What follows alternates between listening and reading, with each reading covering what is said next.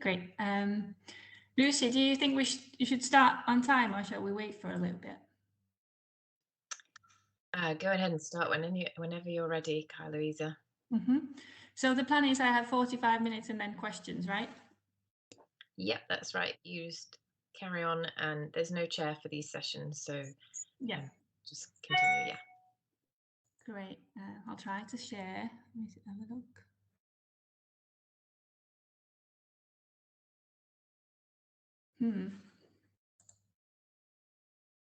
Right. Right. Can you see my slide? Yep, we can see that. Right. Great.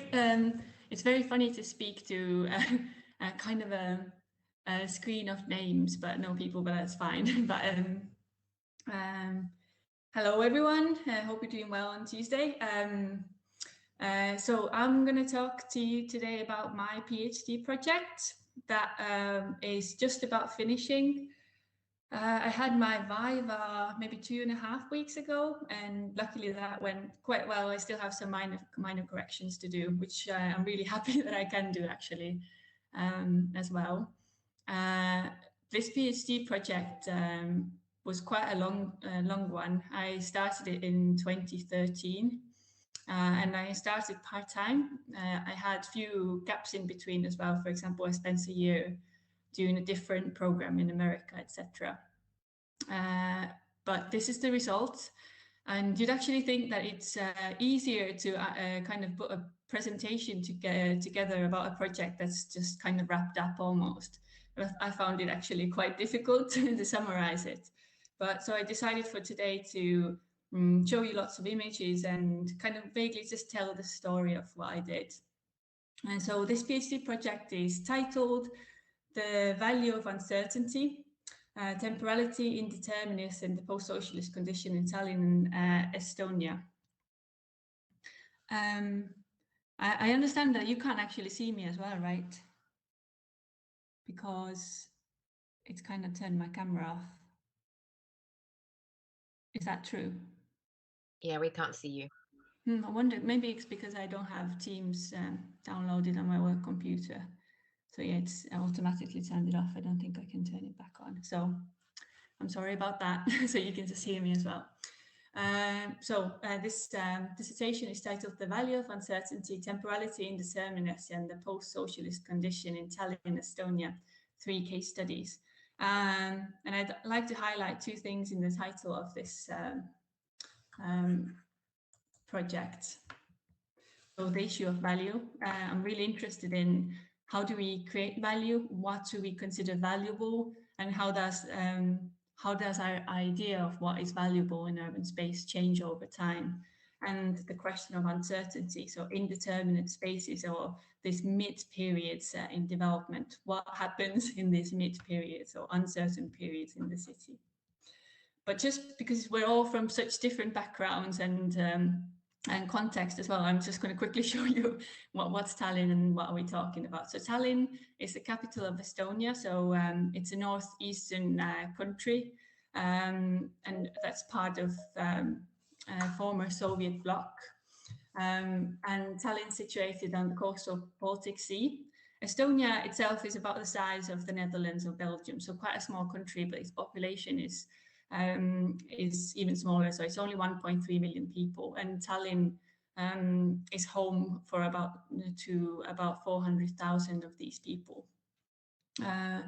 It's a coastal location, but in many ways, it's very difficult to sense that coastal identity in the city, even today, but more so in recent decades. So you can see it's just Helsinki somewhere here. Can you see my mouse as well? Yeah. Okay, cool. So yeah, it's just on the coast of Baltic Sea across from Helsinki. But if you get to know the city, with any city, I think it's quite interesting to see and read the urban landscape. Tallinn's known for its kind of a dense, well-preserved medieval centre.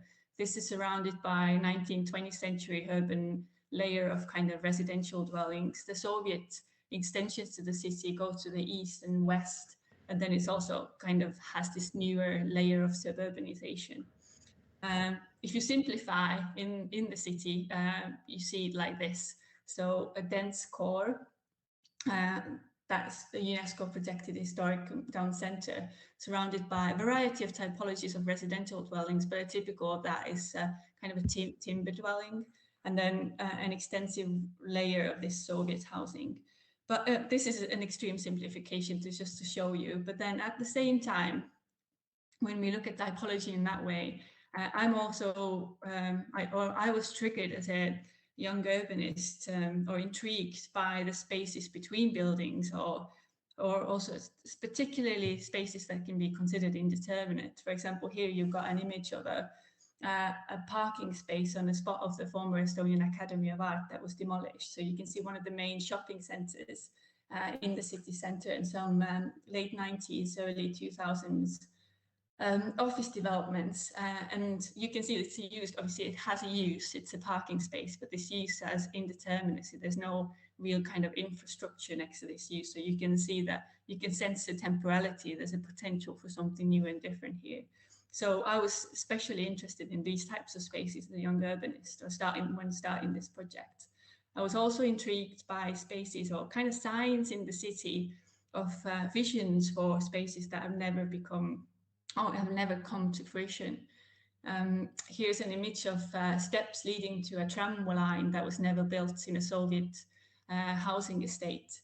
The idea of this tram line continues to be present, so these steps remain as this curious sign of urban development. But also more contemporary architecture that facilitates visions that never come to fruition or don't exist anymore. For example, this building from 2013 or 12 or 13 kind of gives allowance to a road that was planned to cut through the town centre in the Soviet times. But then looking at these spaces, of being curious about these temporalities, I formulated my project. When I started my project, it had quite a broad focus. But I put my kind of a core research question here. I'm not going to read it, but I think just the main thing to highlight here is my interest in asking, is there value in this indeterminacy or unused or uncertain states of spaces? I really like this quote by Untitled and Bell, who stated that urban blanks are where the change is most visible. So looking at spaces of non-development, but also kind of, I guess, waste spaces in some ways, is where you can kind of really identify this or capture this idea of a city being post-socialist, I guess. And here's another quote by a Finnish architect and a professor who was my professor in Estonia as well when I was doing my master's degree, was that he's written in 2001, "I believe a rare opportunity exists right now to really renew Tallinn and its urbanism. Almost anything can happen in a city void of fixed rules, fixed forms, or deliberate atmospheres." So if you ask, what is this kind of the post-socialist atmosphere, I think it's really nicely captured here. So the idea is moving from nationalized land ownership or kind of planned economy to a neoliberal way of planning within a space of a few years, creates the sense of this freedom, so the freedom of nothing being defined, etc. While we can observe in the 90s that being then expressed in quite an extreme westernization ambition, I guess, in a sense, but then that's moved forward to more kind of, I guess, strategic approaches to planning. So I look at Tallinn since 1991 and urban policy and emerging value systems through this, specifically this transition from ad hoc planning, so no rules and regulations, to a more kind of a comprehensive, but also more of an engaged way of planning that I've referred to here as laboratory urbanism. I look at the idea of heritage protection, and heritage-inspired development. I think it's quite telling to see how our definitions or approaches to heritage are changing, but also how we can maybe value more recent heritage. For example, we can value solid heritage to an extent nowadays as well. I'm interested in these indeterminate spaces, but also opening Tallinn to the sea debate that I'll come to now. So while I started from kind of a broad interest in these temporal, vague spaces in the city of Tallinn, I narrowed my case studies down to 3. And each of these tell a different story about urban change since 1990s. All these three sites are coastal, two of them right in the city centre, so Linnahall, Kalarand, and one of them a bit further away on Kopli Peninsula. And I'll come closer to each of these in a minute. Linnahall is a concert hall built for the 1980 Moscow Olympic Games, the sailing regatta of that, those Olympic Games took place in Tallinn, and has had a significant impact on the urban landscape. But Linnahall lost its use quite early and has become an interesting site for future kind of vision creation, I guess, for the city.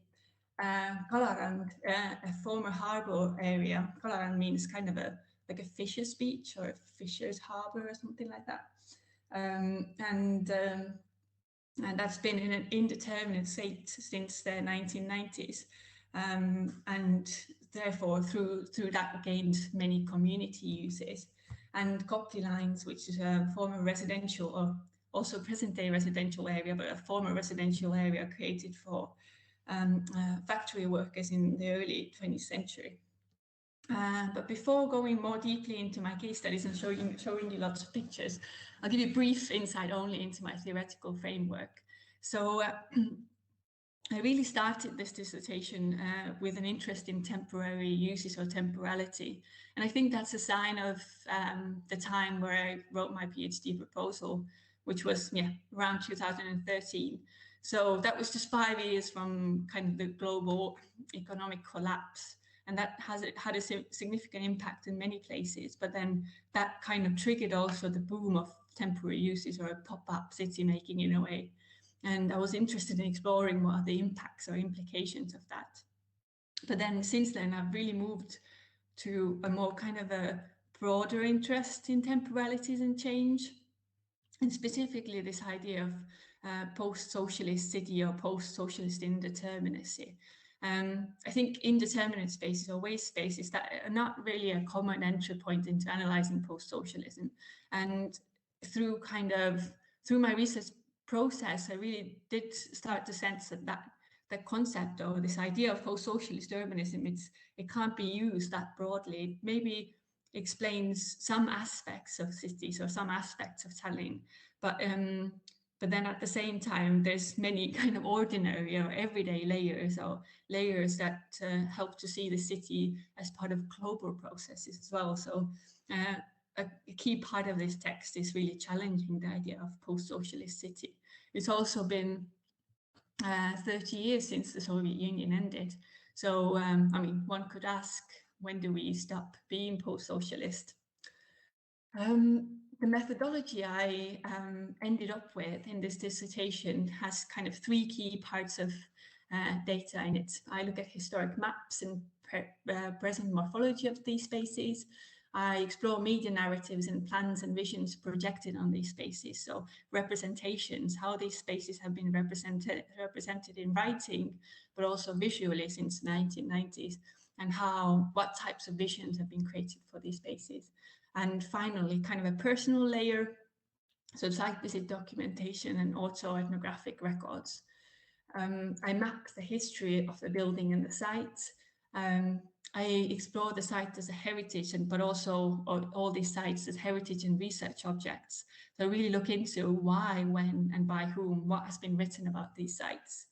I look at how these stagnation or kind of waste space identity of these sites have been represented in media, but explore never finished or never realized visions and the kind of visual language of these. And I look at them as everyday, ordinary spaces. But yeah, now going into the cases a bit and just showing you a bit of some images. My first case studies chapter focuses on Linnahall, and it's titled Material Legacies of a Hibernating Space. So like I said, this building, which is almost like a curious landscape, was built in 1980. It was given listed building status already in 1997, which means it was only 17 years old. I think it's quite uncommon for buildings to become kind of considered as heritage sites so early. For example, none of the other buildings that were built on the similar scale for the Moscow Olympic Games in Tallinn have this status. But then at the same time, while it is protected, there's continuous discussions about whether it needs to be demolished. So here you can see pictures from different time periods. So you've got a photo when it was originally opened in 1980, and then two pictures from site visits, one from 2017 and one 2020. And if you just like look at these pictures, I guess these changes are quite subtle, and in some ways, I mean, you could see them almost poetic. This building exists in media debates and vision competitions, but it also has this everyday reality where you can see, I don't know, what can you notice? Some of the landscaping disappearing. You can see the emerging and disappearing graffiti. You can see the light fixtures being simplified, but then also completely disappearing at one point. So it's on the coast between a residential neighborhood and the harbor area, and surrounded by quite a curious wasteland space even at present, but also when it was built. But if you actually look at the original plans, so you've got the original model here from the 70s, but also broader landscape designs from the 70s. And then later in the 80s as well, they did have a wider vision for the site. It's really significant to also think of the site because it's on the coast during Soviet Union. So it was an actual, like almost a sign of opening that such a significant building is built, providing people access to what I guess can be considered the border of Soviet Union in the center. Just to show you a bit of the atmosphere, the building included an ice skating ring, foundations, fountains, and an interesting kind of an accessible rooftop, quite a substantial main concert hall, and a number of different smaller studio spaces, etc. And it really took over kind of an industrial waste space at its time. But at the same time, it was separated from the city. It functioned as a railway bridge. So you can see some rail lines here, but then these rail lines also go under the building here. And you can see kind of the more of an industrial harbour landscape behind. And it was surrounded by extensive parking, which just like during the periods I've known the building have had this kind of a waste landscape appearance.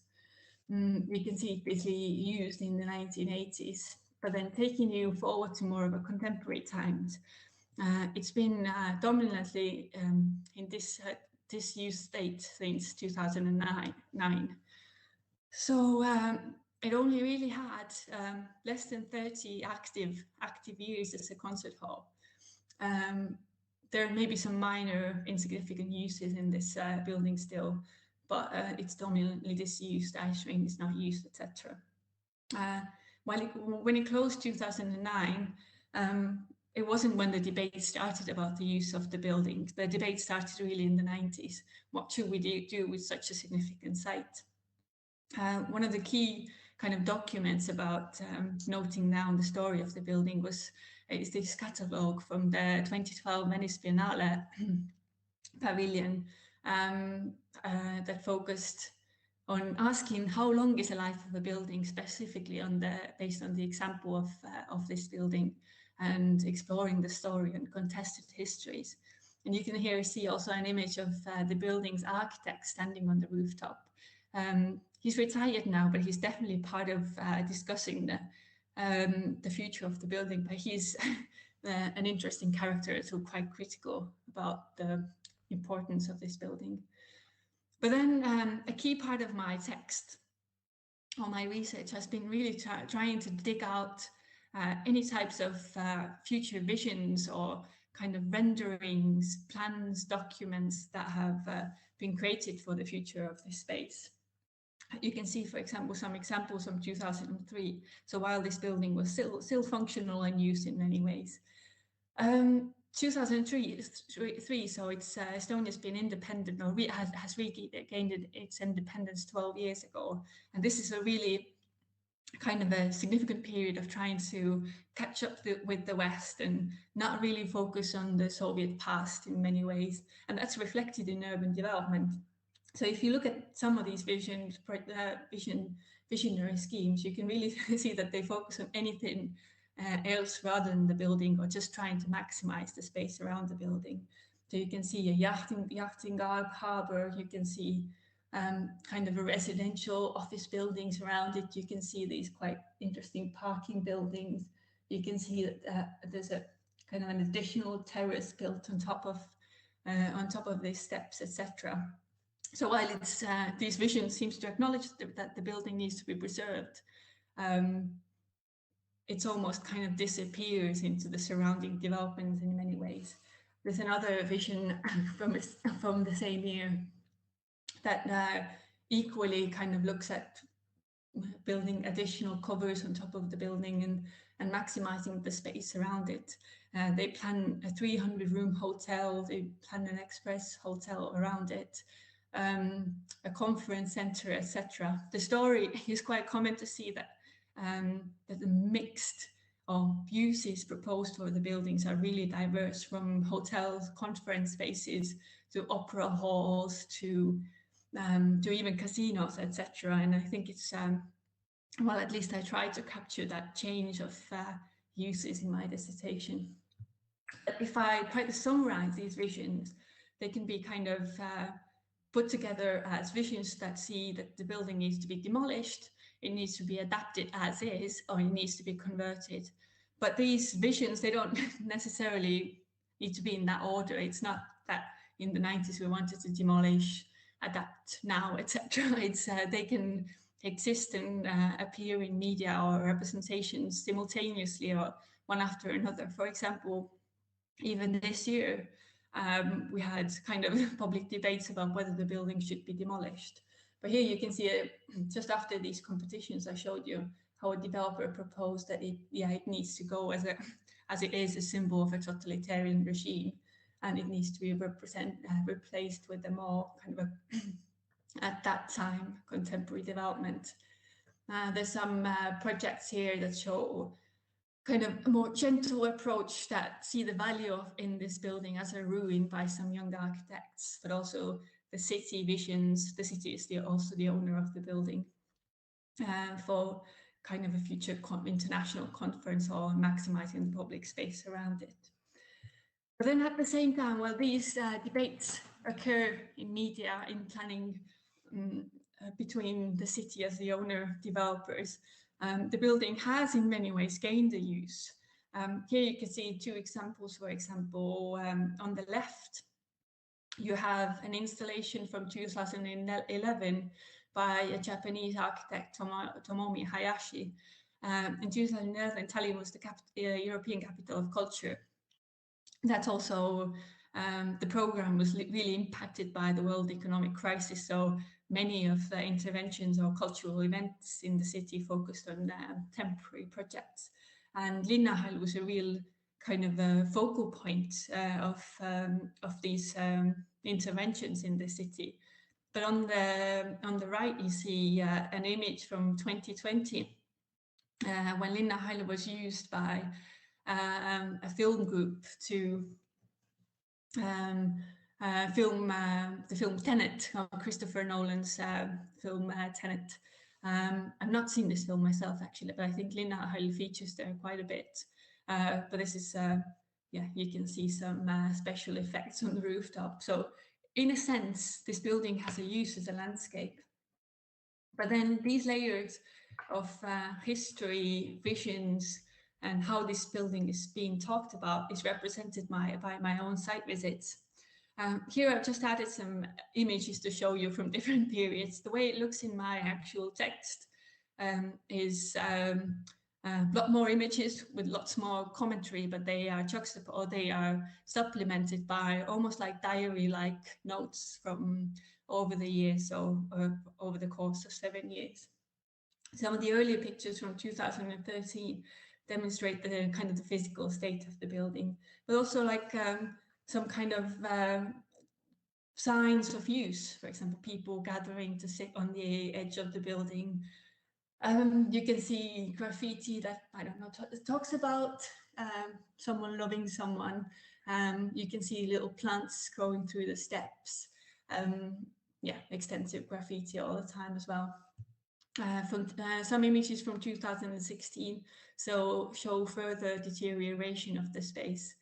But also on the first image, you can see how it kind of emerges in the landscape, like some sort of a Mayan temple in a way. So I guess if you are a visitor to the city, you might wonder what even is this very strange structure. You can see that 7 years after the building lost its main function, it is really deteriorating. The main sign of the building is gone. But then at the same time, it forms a backdrop for a fashion shoot here. It's also a place where the speedboats stop coming from Helsinki or going back and forth between Tallinn and Helsinki. So in a way, it functions like as a gateway to Tallinn, or an entrance to Tallinn as well for many people. Site visit documentation examples from 2018 show a different story again. Here you can see this very strange graffiti. 2017 autumn was actually when we had the local elections, and one of the centrist party candidates, who was a school principal, actually made his students paint this mural without getting permission from the National Heritage Board. And this caused a huge controversy, really, about how do we approach these types of derelict spaces as heritage sites. Almost we think that they need to stay intact. Then we can see that kind of an informal graffiti has been removed. But then it also shows the rise of nationalism in Estonia, but more broadly internationally as well, that was taking place at that time. And with the lower images, I'm trying to show you that even during time of kind of really cold weather, it's April, but sometimes there's snow in April, it's actively used as a public space. I found it really funny taking these pictures, seeing all these people trying to climb up these really slippery steps. Buildings that don't have a use deteriorate really fast. So it's 10 years of disuse. And you can really see that while we talk about the future, let's say, of the opera building or the conference center, it's crumbling in front of our eyes.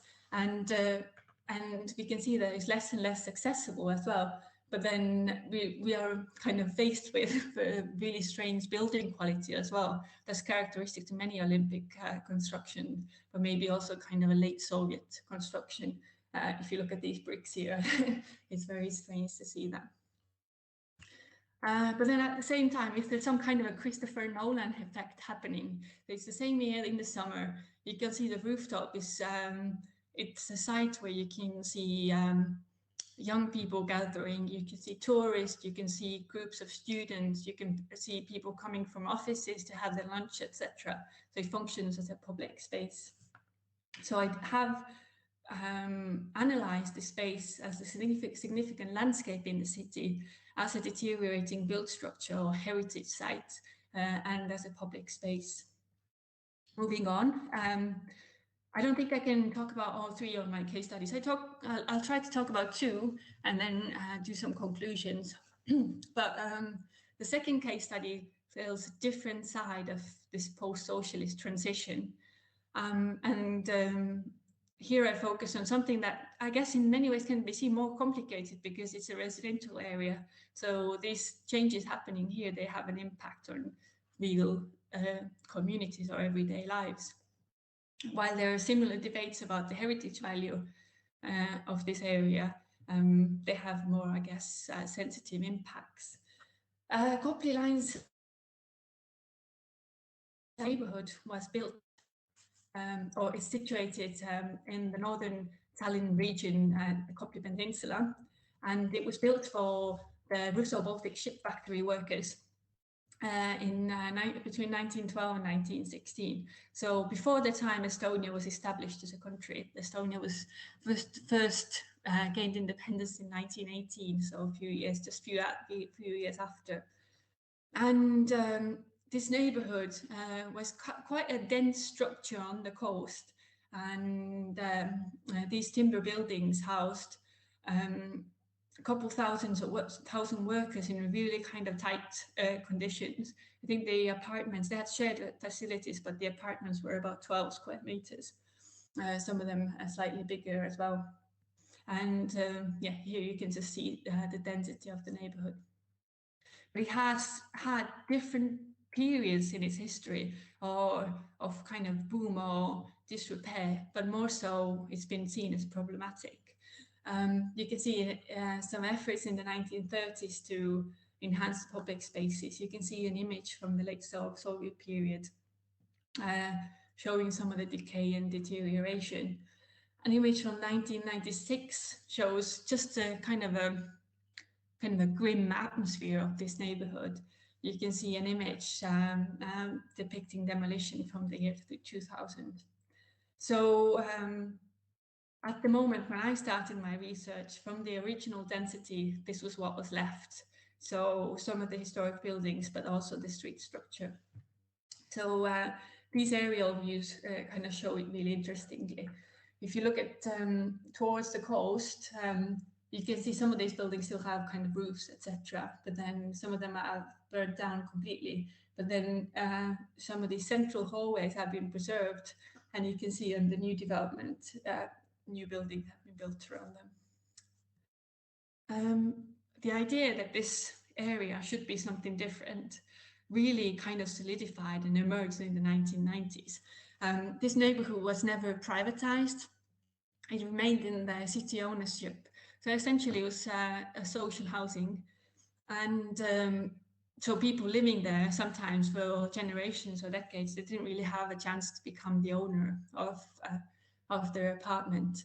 And this idea that it should be something different, it should be a beautiful middle-class coastal neighborhood, kind of dominated for 2.5 decades.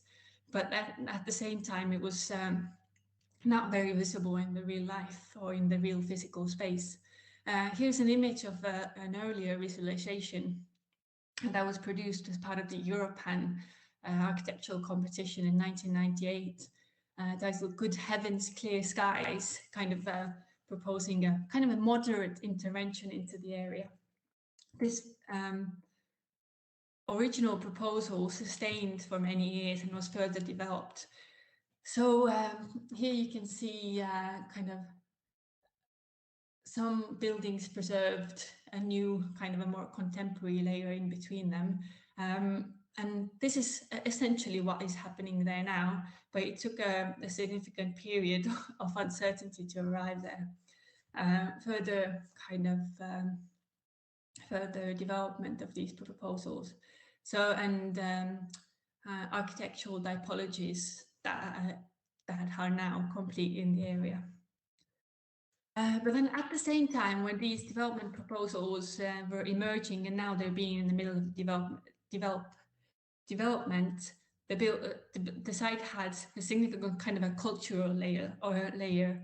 The final residents moved out or were moved out to different social housing sites in 2015, but it remained this informal living area for some years after as well. It's been a significant site where people go wander, explore, etc., even though it has this interesting, eerie atmosphere. Here are some images from 2016, where a festival took place, where local memories were gathered, etc., and the place was celebrated in some ways. It must be quite bizarre to see these derelict buildings next to these kind of, I guess, interventions. And again, I juxtapose the story in media, the story in these vision documents with my own site visits. The earlier site visit documentation I have again is from 2013. At this point, there was no certainty about the future of this area. There were people still living there, but then at the same time, there's like really extensive signs of fires, disrepair, etc. From this site visits, I have notes, but very few images. But I did, as a researcher, feel quite awkward to go and take pictures of kind of a difficult area where people live as well. I guess as an urbanist, it's you don't want to be an intruder. But here you can see even more so kind of the tragedy of the area. These images from 2016. So the people have just formally left the area, and you can see some signs of their life left behind. You can see the coastal kind of side of it, or a little beach that's there, and there's also some kind of scribbles or graffiti that was across the neighborhood by the local residents, kind of being critical of the development process. Development taking place in images from October 2019. It's a gradual approach. So you can see some of the new buildings in front and some of the derelict buildings right at the back. You can see some buildings in disrepair and new buildings already inhabited and in use. A key difference really is that compared to the historic neighborhood, these will be some form of gated communities. And my last site visit documentation from 2020, where this contrast is still really visible, while in the upper lines, you can still see that the lower lines, have some of the most expensive real estate in Tallinn now. Yeah, I look at this site as a cultural location, heritage site, and I document the story of transition while trying to be somehow sensitive about this story of displacement, because it's not really discussed in media very critically as well. But I mean, the question of value is really evident here. For example, if you look at the lower lines, this building has gotten a new shape. So that's very similar to the past. So we assume that there's some heritage significance in keeping the building as it was, but it definitely isn't accessible to the communities who lived there before. And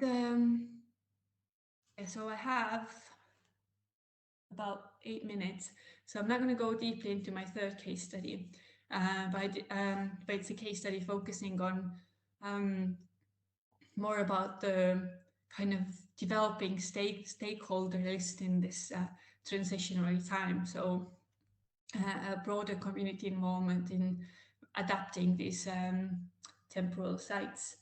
I'll show you maybe some images. The case study focuses on a former harbour area and historic fishing harbour. That's part of a wider coastal development ambitions in Tallinn. The images project a colourful, almost extremely bright public space, but the development process ends up being complicated and creating a real challenge between the community and the developer, limiting the access to the coast in the city centre. The site's adapted by the communities in many ways as a local beach. There's a court case, many stalled elements in the project, and quite a few challenges that are important in developing the civic culture of in placemaking, active urbanism in Estonia. The final design solution, and some of the images from site visits, again starting from 2013. If you just look at these images, I think it's quite difficult maybe to imagine that this is right in the center of Tallinn. So that type of wilderness is curious and interesting. And you can document a variety of different types of uses, from fishermen, seeing signs of little fires, gathering spots, etc. You can see it's still used as a public space even when it's being prepared for development. You can see the neighborhood shifts in these images, just to point out that it was when the road opened, kind of connecting the northern Tallinn neighborhood to the city center. You can see the tourist buses venturing into this area. So there's a real interest possibly in this post-Soviet landscape, and this is part of it. you can see it being in some mild ways being connected, or the coast being more connected by these almost really low investment paths. And you can see the deterioration of some of the public structures that were created in the site during the 2011 Capital Culture Program. And the development, while development taking place, that indeterminacy and wilderness remaining in the site. So again, I document this site as some landscape in transition that facilitates a variety of values, or how our values have changed since the 90s up until now. But then at the same time, if you do look at, in this case, the final kind of complete development of mixed use, really kind of high value residential scheme that really transforms the access to the coast. This these temporal uses, it can be considered, did they actually have any kind of impact on the process? I mean, they definitely did have an impact in terms of preparing the ground for development. But yeah, some conclusions. There continues to be unused potential in considering uncertain mid-periods that characterize complex development sites for understanding how we create value, define heritage, and understand the significance of place and create just cities. So I'm arguing basically what happens when nothing happens is important, because these periods of uncertainty can last for decades, quite often generations. And as I had an ability, or had an opportunity to document these sites over the course of 7 years, it was quite curious to really observe that there was very limited attention given to these periods of uncertainty. Urban missions rarely plan for change, and I think that's quite a risk, really. Especially now, for example, during the pandemic, etc. But it's, for example, in the case of Copley Lines, it was interesting to see that one of the first missions from the 1998 really sustained to the up until to the present day without adapting to the actual realities of the place.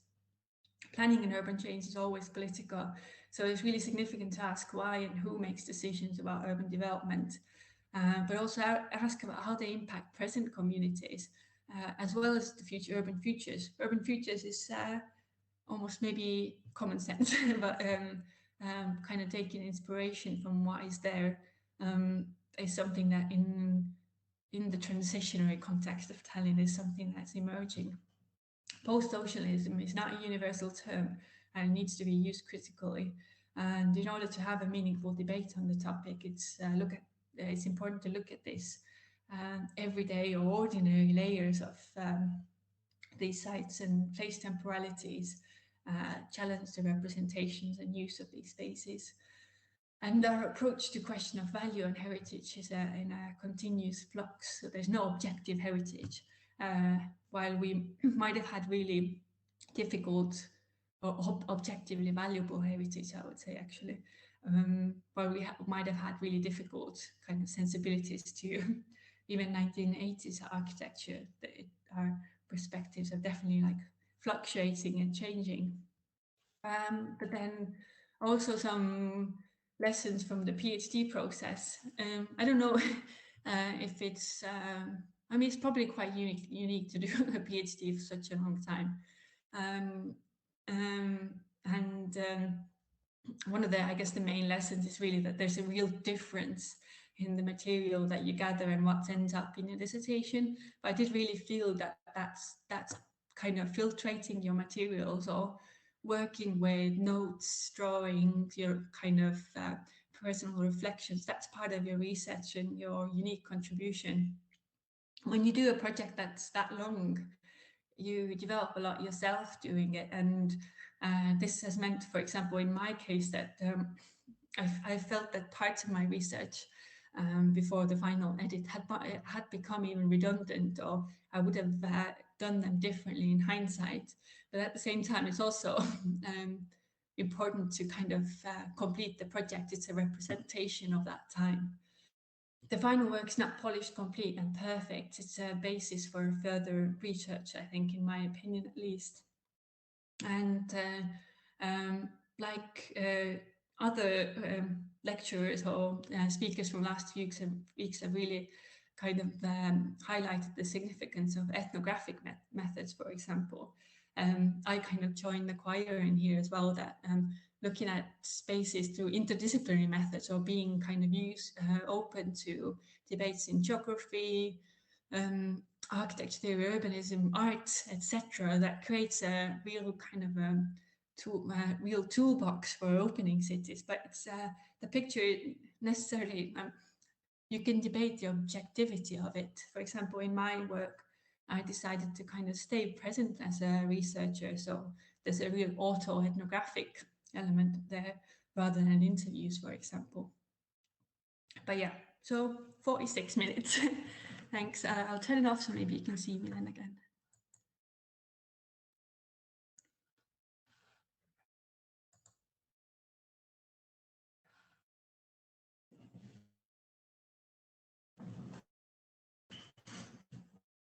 That was quite a fast overview, I guess. But if you have any questions, I'm happy to answer in the comment.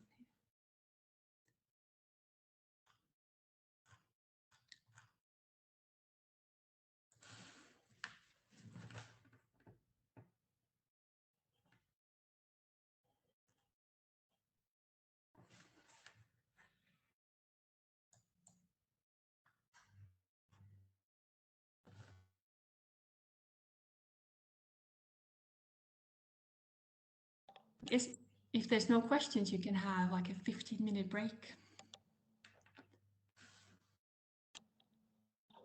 Hello. Hello. Yeah. Yeah. I'm happy to listen your presentation. But you're a bit muffled. I can't really hear you properly. Hello. Can you hear me? Really kind of in a muffled way. I don't know.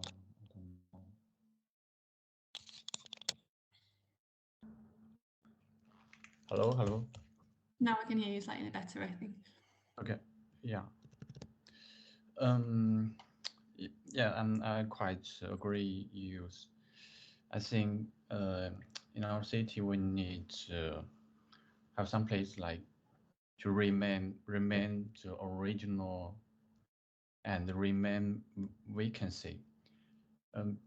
Because different people have different needs and requirements to our city. But some of the people think we need new development and renew some of area to achieve like commercial value, achieve the new city feeling.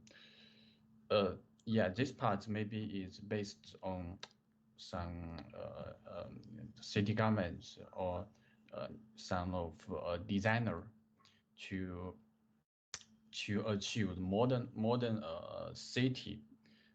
But like you said, also if we remain the original feeling, or remain we can see we may create like some of activity or some of feeling is that we we did we didn't we didn't sort think it's before. Maybe it's a new feeling or new atmosphere. But some people think like this maybe is not safe to people because uh, those area normally there are not many people in this area, and some of space maybe like in your case is very dark and gray. It's maybe from the perspective of the government, this thing is not very safe to public. So these two opinion have like contradiction. So how do you balance those two different opinion. Yeah, like this, because I think two of these have some value or reason for different for each side. Yeah. Yeah, thank you for your question. I think it is really a sensitive balance. So in my text, I definitely don't attempt to argue against development. I think the process, documenting the processes that took place, give an interesting insight into how a new planning framework emerges in a country that basically happens from nothing.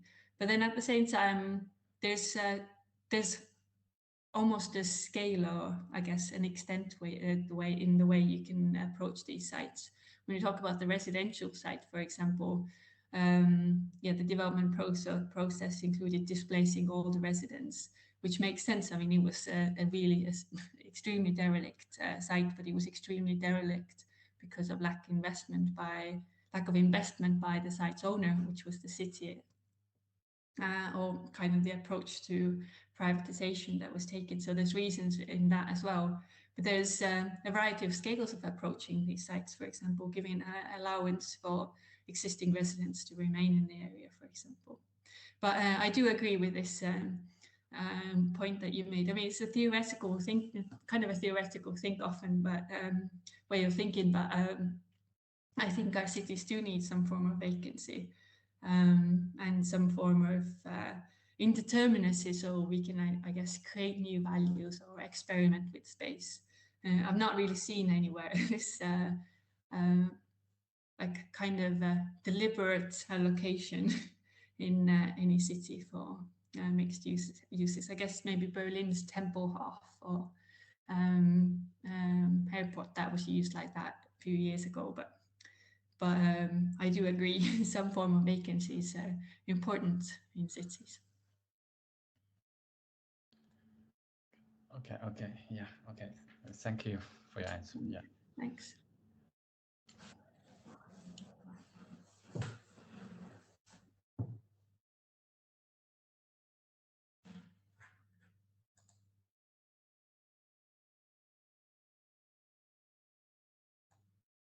Hello. Oh, Yeah. I just sent a message in the group as well. Just very curious about, except for a case study, you've got different ones, and what other methodology process you went through, and why did you choose those for this kind of research? Mm-hmm. Interesting process.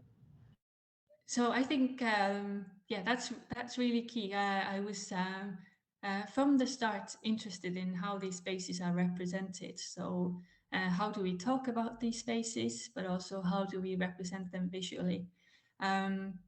My methodology is completely qualitative and very kind of explicitly subjective.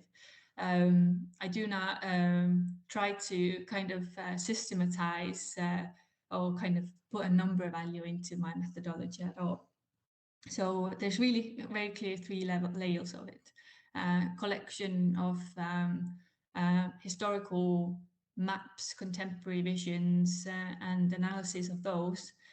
There's an analysis of media records from the 1990s till the present day, so kind of unpacking the language that's used when referring to these spaces, mapping the stakeholders who talk about these spaces. And the third layer really is the site visit documentation. One of the questions, I guess you might ask is, why did I decide not to do interviews? And I just didn't find this justification for this, or a need in this project, the way I wanted to unpack the idea of this post-socialist transitionary space.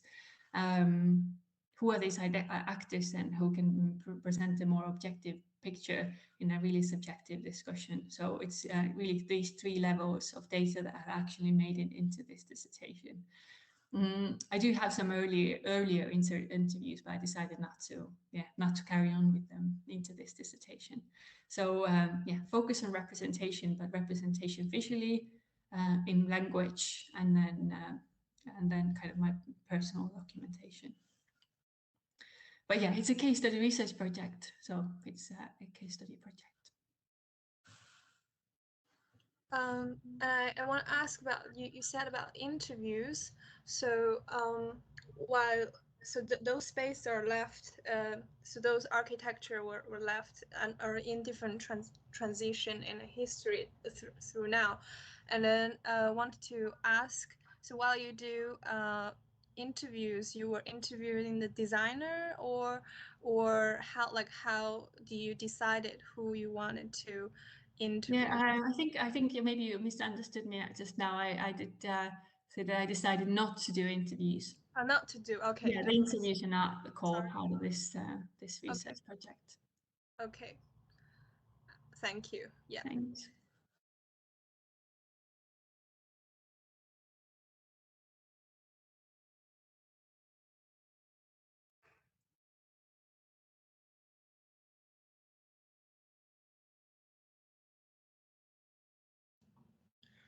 Hello. Hello.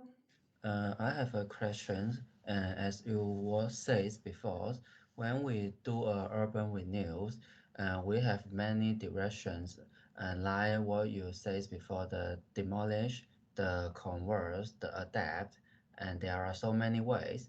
But in practice, and like what you said examples before, do we have any rule or software to calculate what is the functions can do in the future to help us to make the choice? That's a really interesting question. A soft way to calculate. I don't think that's a conclusion I have I have made in my dissertation at all. I argue for awareness that often development processes are long, and there is that mid period. But then also this mid period enables a kind of variety of stakeholders to emerge. So, for example, active local communities, active residents, the community of experts, architects, in addition to the developers and the owners of these sites as well. But if you think about the case of Linnahall, for example, I would find it very difficult to predict what is the sustainable future use for this site. You see, if you look at these development proposals or ideas for the future, they become more and more theoretical. For example, some people are arguing that it really has a value as a ruin, so we need to let it demolish, like continue to deteriorate, and it's a sign of a different a period in Tallinn. But then that's quite an extreme view, isn't it? But and definitely maybe not in the interest of the heritage community and the building owner as well. So yeah, I wouldn't know how to calculate the most sustainable use for it. But then at the same time, it's evident that it needs such a significant investment from the city. But if that investment in place and the new use emerges, is very likely to be successful at the same time. So yeah, it's such a complicated question. I really don't know how to calculate or yeah, really clearly answer that. Okay, I get it. But then that is the key issue with post-socialist urban studies as well, arguing for some kind of universality. While you can make some conclusions based on these Tallinn-based examples, I am essentially talking about Tallinn, these specific sites, and the story characteristic to this specific urban context.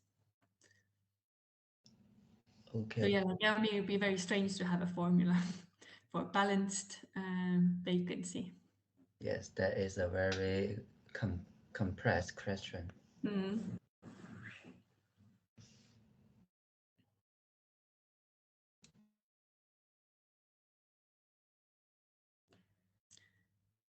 Well, it's 11, I think. So is the next lecture just after this now? Yes. We've got a short break and then we'll start the next lecture. So if there's no more questions, then thank you. Hope that made sense. And yeah, feel free to ask in the future as well. Thanks. Thanks, Kaya Louisa.